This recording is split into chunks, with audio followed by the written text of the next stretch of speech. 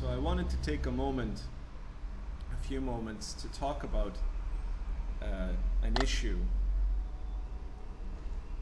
that some people have commented looking at the videos, that I don't seem to look like or act like a lot of the other people that they've seen on videos or elsewhere who talk about being spiritual teachers. And the reason for that is that I'm not trying to put on any kind of an act. Some people have commented that, it seems unusual to them because I don't seem old enough, or I'm not dressed in a particular way, or I'm not Indian or Chinese or something like that. And of course, quite a few people have said that I smoke, so how could I possibly be a spiritual teacher? Well, what I will say to this is that if the way I look or the fact that I smoke turn you off from listening to me or wanting to become involved in what I'm doing, then good. Because if little things like that are enough to draw you away from me or from this school, then there's no way that you would have been able to hold up for the big things, the bigger challenges to your essential self and to your notions and ideas.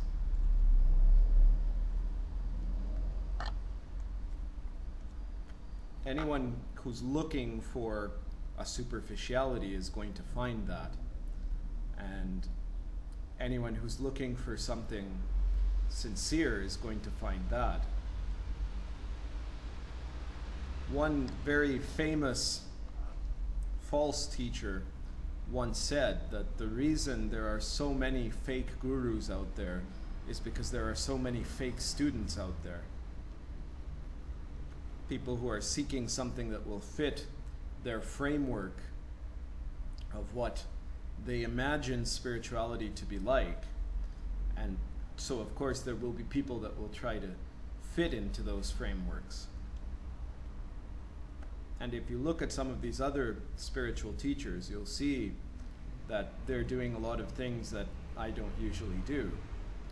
They speak more slowly and they pause more, and they gaze in particular ways, and they always have a idiotic smile and all of these things, because people have seen real teachers that had one or some of these characteristics, people like Osho or Papaji or a number of others that they look at and think, well, that guy acted like that, so that must be what enlightenment looks like. And so then they're mistaking the outer accoutrement for what's on the inside. When I pause, it's just because I'm pausing. And if I smile, it's because I really want to smile. Which brings to the question of, how do you recognize a real teacher from a fake one? This is a very difficult question, because essentially the only real quality that a teacher has, the only real sign of someone being awakened, is that that person is complete and total to themselves. They're completely in the moment, and they're completely showing up with the fullness of themselves. But this is a very difficult characteristic to be able to assess, and it's something that someone on the outside will have great difficulty in being able to see.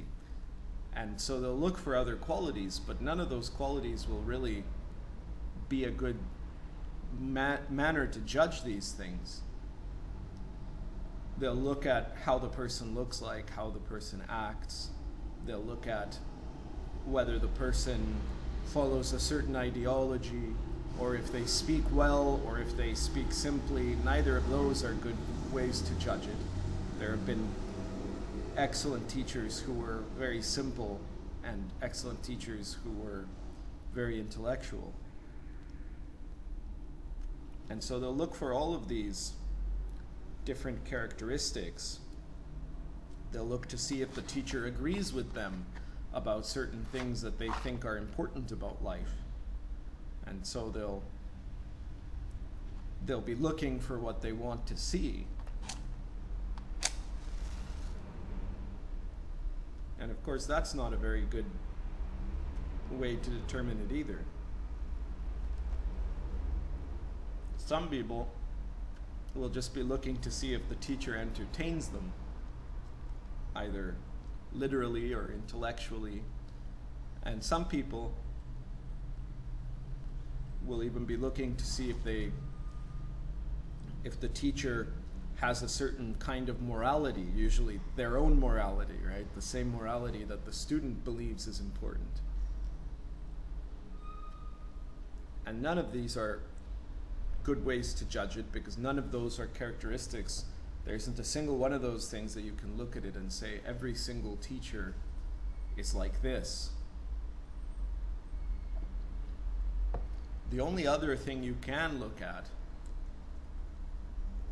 besides this question of whether a teacher is completely open, completely total and in the moment, is, and perhaps this is more important because it's easier, is what a teacher makes you feel like when you experience them, especially in person, but often when you experience their image or their words. Because if a teacher doesn't create an impact in you of shaking you up, of affecting your heart, of making you feel like you have to connect more to this person, then it wouldn't really matter if he is a genuine teacher. He might not be the teacher for you. And if someone can affect you in that way, then it really doesn't even matter if the teacher isn't a genuine teacher, because a sincere student will be able to take any teaching and it will create change in them. And then when the moment is right, the real teacher will appear. So the most important thing to judge is not on the externals of appearance or in what the teacher is saying ideologically speaking, but on what the teacher does to you, how he affects you, whether there's a resonance there in your heart, whether the teacher freaks you out.